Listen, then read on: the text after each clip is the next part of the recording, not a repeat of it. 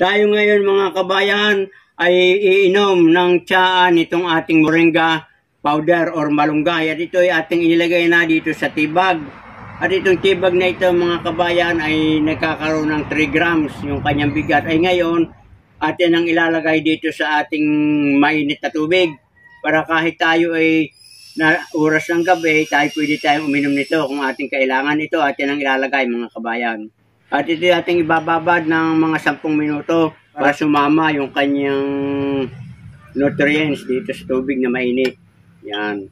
5 hanggang 10 minuto natin itong para lalabasin yung kanyang pinaka-nutrients para magkaroon ng kulay at sumama yung kanyang vitamins and minerals sa tubig.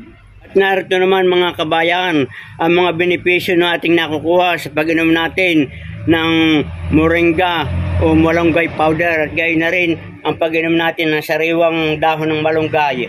Ito ay nakakatulong sa kalusugan ng ating puso, sagana sa antioxidant at nagtataglay ito ng iron, potassium at mainam din ito sa pampabahaw ng ating mga sugat. Ito ay mahusay din sa mga singaw, yung mga sa gilagid at ito ay madaling tumutulong upang gumaling agad. At itong mga marunggay, mga kabayan, ay nilalabanan ng mga infeksyon sa ating balat at trases. At ito ay mahusay din upang tayo makaiwas sa pamamaga katulad ng arthritis at nakakatulong din upang maiwasan ang kanser. Ayan mga kabayan, naibabad na natin ng 10 minutes sa ito. At namang lalagyan ng kaunting honey, 1 kutsara para mas masarap ang lasa at masarap inumin. Ganito mga kabayan, akin ang inumin itong ating moringa powder.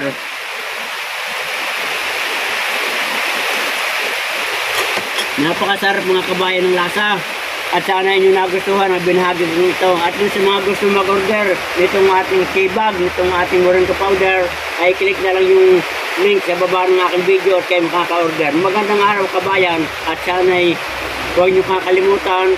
Please share, like, follow, and subscribe.